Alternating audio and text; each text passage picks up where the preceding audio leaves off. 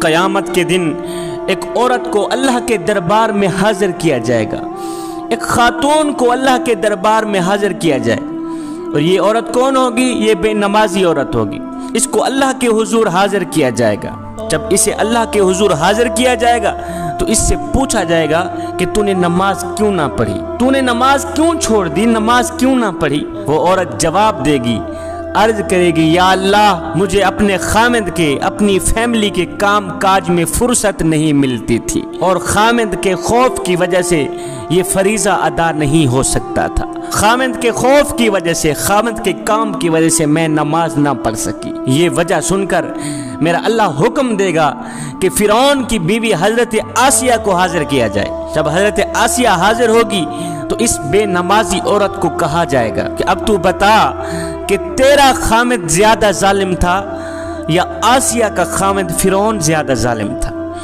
ہائے ہائے، مئی بتا تیرا خامد زیادہ ظالم تھا یا آسیہ کا خامد زیادہ ظالم تھا؟ اللہ تعالیٰ فرمائے گا، دیکھو آسیہ ایک ظالم شخص کی بیوی تھی، ایک ظالم بادشاہ کی بیوی تھی، ایک ظالم شخص کی بیوی تھی، اور کیسی عبادت گزار تھی، کیسی متقی پرہیزگار تھی، کیسی میری محبوبہ تھی۔ اگر کسی خامد کا ظلم کسی کو نماز سے روکتا تو سب سے پہلے آسیہ کو روکتا، سب سے پہلے آسیہ نماز چھوڑ دیتی، سب سے پہلے آسیہ عبادت چھوڑ دیتی۔ اس کے بعد میرا اللہ فرمائے گا، اے بے نمازی عورت، خامد کا تیرا عذر غلط ہے، اور خامد کا عذر غلط ہے، تو خود غافل تھی، اور غفلت کی وجہ سے تو نے نماز نہ پڑھی، غفلت کی وجہ سے تو نے نماز کا دامن چھوڑ دیا، غفلت کی وجہ سے تو نے قرآن کا دامن چھوڑ دیا، غفلت کی وجہ سے تو نے میری عبادت کا دامن چھوڑ دیا۔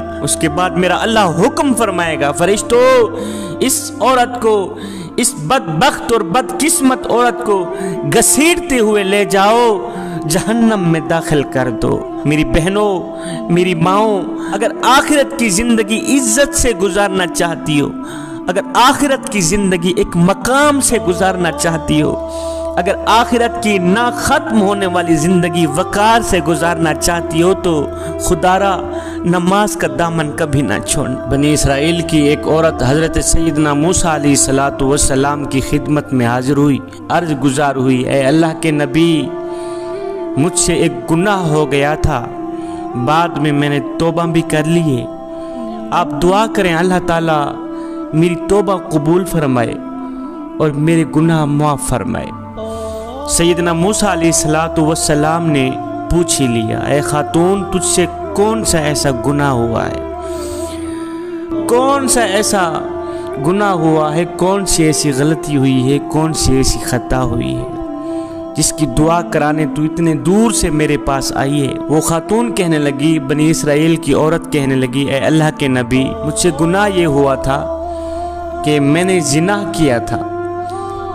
کیا تھا اور میں حاملہ ہو گئی تھی، حاملہ ہوئی، مجھ سے ایک بچہ پیدا ہوا، اب بچہ پیدا ہوا تو میں اپنے اس گناہ کو چھپانے کی خاطر، اپنی اس غلطی کو چھپانے کی خاطر، اپنی اس خطا کو چھپانے کی خاطر میں نے اس بچے کو ذبح کر دیا، میں نے اس بچے کو قتل کر دیا، اور ذبح کر کے میں نے اسے مٹی کے سپرد کر دیا، یہی مجھ سے گناہ ہوا ہے۔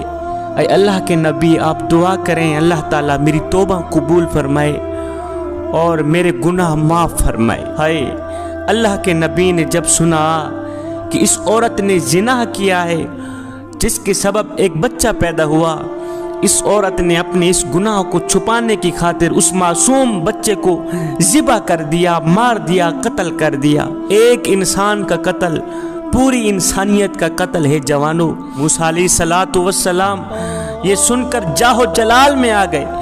آپ نے فرمایا، بدبخت عورت اور گنہگار عورت، یہاں سے نکل جا، یہاں سے دفع ہو جا، تو نے ایک معصوم بچے کی جان لے لی ہے، اور دفع ہو جا، نکل جا یہاں سے، کہیں ایسا نہ ہو آسمان سے آگ اترے اور تیری نحوست کے سبب ہم سب کو جلا کے راکھ کر دے۔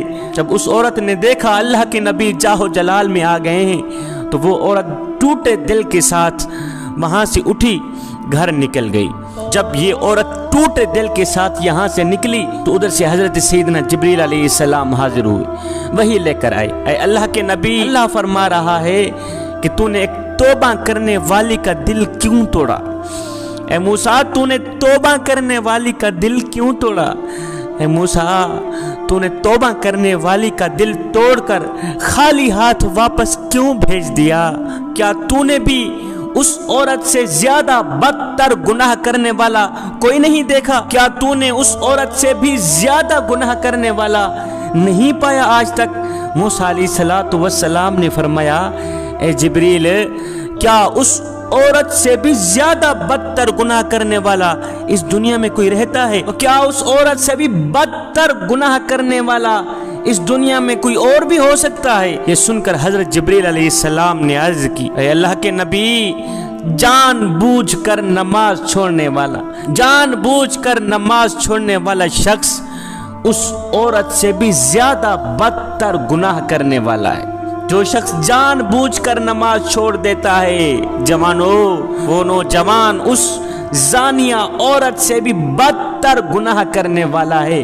خدا را اس گناہ سے بچیں، نماز کا دامن ہرگز نہ چھوڑیں۔ اللہ تعالیٰ جب ناراض ہوتا ہے روٹی بند نہیں کرتا۔ جوانوں، اللہ تعالیٰ جب ناراض ہوتا ہے رزق بند نہیں کرتا۔ اللہ تعالیٰ جب ناراض ہوتا ہے سورج کو حکم نہیں دیتا کہ فلاں شخص میرا نافرمان ہے، تیری کرنیں اس کے آنگن میں نہیں جانی چاہیے۔ نہ بندے، نہ، اللہ جب ناراض ہوتا ہے تو سجدوں کی توفیق چھین لیتا ہے۔ اللہ جب ناراض ہوتا ہے تو من اجڑ جاتا ہے۔ اس سید کو اتنا تو بتا دو، جس بندے کا من بھی اجڑ جائے اس کے پلے رہتا ہے کیا ہے؟ اے بندے، نماز پڑھ اس سے پہلے کہ تیری نماز پڑھی جائے۔ وہ ایک سردار تھا، ایک غلام تھا۔ جو سردار تھا وہ بے نمازی تھا، اور جو غلام تھا وہ 5 وقت کا نمازی تھا۔ 5 وقت کا نماز۔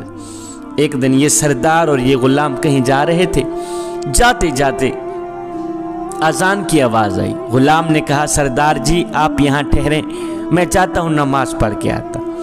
سردار نے کہا، ٹھیک ہے، جاؤ جلدی واپس آنا، ہم نے آگے سفر کرنا ہے، میں یہاں بیٹھتا ہوں۔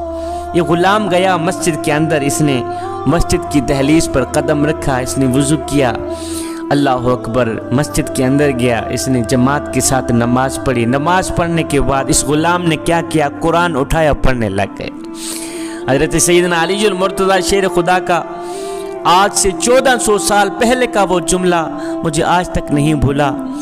آپ نے فرمایا، یا باری تعالیٰ، میں تیری عبادت تیری جنت کی لالچ کے لیے نہیں کرتا، اور نہ ہی تو جہنم کے خوف سے کرتا ہوں۔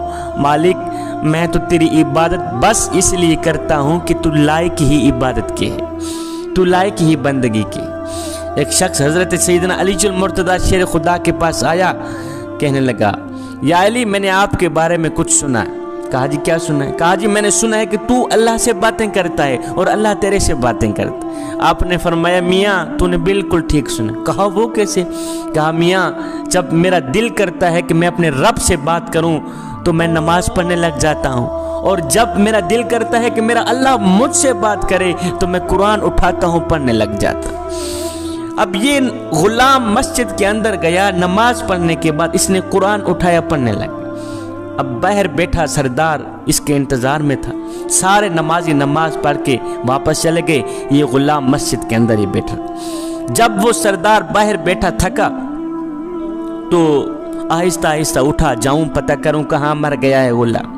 یہ سردار اٹھا، یہ آیا مسجد کی دہلیز پر، اس نے قدم رکھا، جہاں مسجد کے جوتے پڑے ہوئے ہوتے وہاں آ کے رک گیا، اندر نہ گیا، جوتوں والی جگہ پہ آ کے رک گیا، آوازیں دینے لگا، او غلام کہاں مر گیا ہے؟ اور سارے نمازی نماز پڑھ کے واپس چلے گئے، تیری ابھی تک نماز ختم نہیں ہو، اور جلدی باہر آ، ہم نے آگے سفر کرنا، اور جلدی باہر نکل، ہم نے آگے سفر کرنا ہے، اور ہم نے آگے سفر کرنا ہے۔ جب اس سردار نے بار بار غلام کو آواز دی تو غلام نے اندر سے قرآن مجید بند کیا۔